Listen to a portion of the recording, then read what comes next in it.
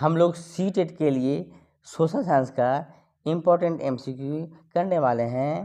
पहला सवाल है, लोकसभा के विघटन होने के बाद लोकसभा अध्यक्ष कार्यरत रहता है। ऑप्शन है नई लोकसभा के गठन तक, राष्ट्रपति द्वारा नए लोकसभा अध्यक्ष की नियुक्ति तक, नए लोकसभा अध्यक्ष के चुनाव तक, या नई सरकार के गठन तक।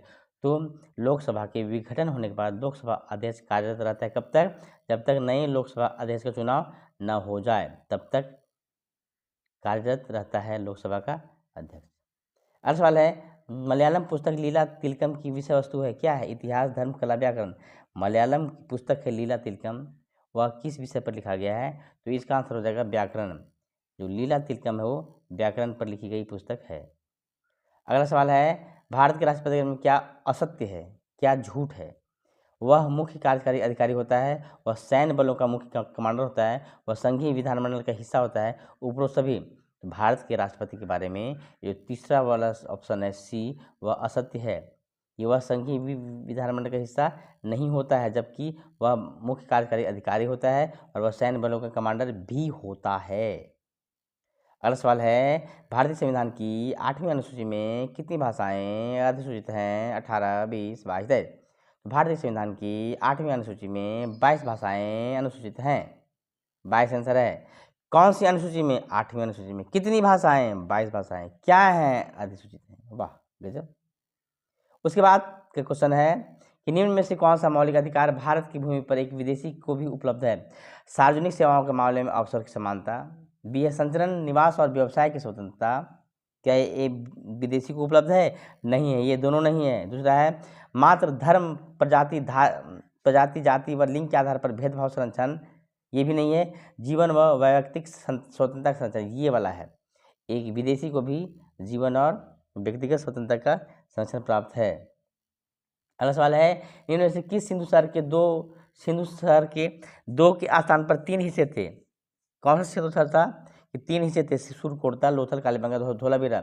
धोलावीरा में क्या थे? 3 हिस्से थे और जगह 2 ही हिस्से थे।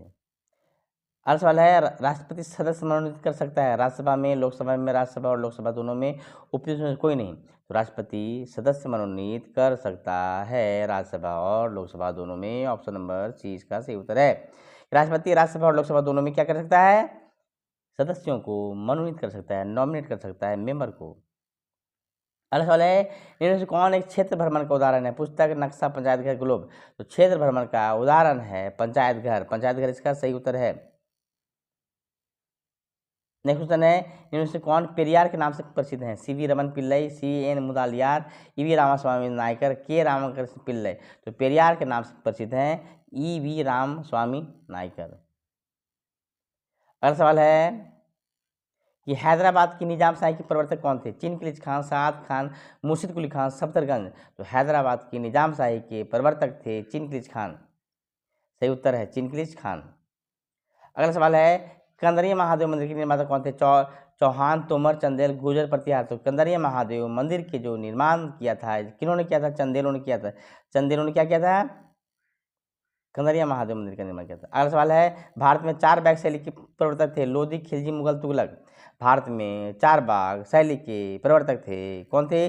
मुगल थे 4 बाग शैली के प्रवर्तक। अगला सवाल है, पाषाण युग की काल अवधि क्या है? 1 लाख से 30,000, 30,000 से 10,000, 2 लाख से 20 लाख से 10,000, 5 लाख से 10,000। तो 20 लाख से 10,000 जो है ऑप्शन नंबर सी, ये है पूरा पाषाण की कालावधि। अगला सवाल है, भारत में सांप्रदायिक मतदान क्षेत्र आरंभ किए गए? भारत सरकार अधिनियम 1892 द्वारा, मोर्ले मिंटो सुधार 1909 द्वारा, मॉन्टेग्यू चेम्सफोर्ड सुधार 1991 द्वारा, भारत सरकार अधिनियम 1935 द्वारा। तो भारत में सांप्रदायिक मतदान प्रारंभ किए गए थे मोर्ले मिंटो सुधार 1909 के द्वारा।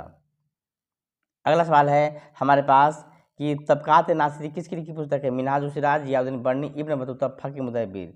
तो तबकात नासिरी पुस्तक लिखी है मिनहाज उस सिराज ने। मिनहाज उस सिराज ने लिखी है तबकात नासिरी पुस्तक। अगला सवाल है हमारे पास, सजरा-ए अंसाब किसकी लिखी पुस्तक है? सजरा-ए अंसाब, मिनहाज उस सिराज, जियाउद्दीन बर्नी, इब्न बतूता, फक-ए मुदब्बिर। तो सजरा-ए अंसाब नामक पुस्तक लिखी है फक-ए मुदब्बिर ने।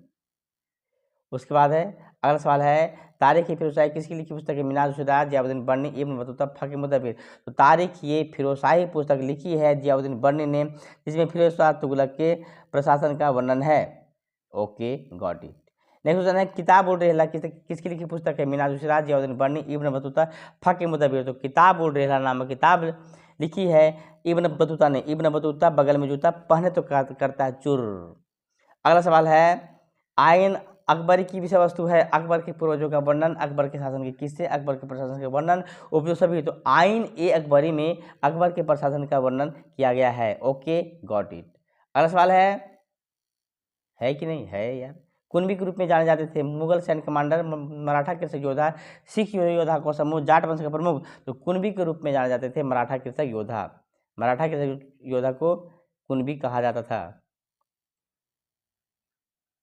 अगला सवाल है, संविधान के किस भाग में कल्याणकारी राज्य की अवधारणा को महत्व दिया गया? प्रस्तावना, मौलिक अधिकार, मौलिक कर्तव्य, नीति निर्देशक तत्व। तो कल्याणकारी राज्य जो है सो नीति निर्देशक तत्व का हिस्सा है।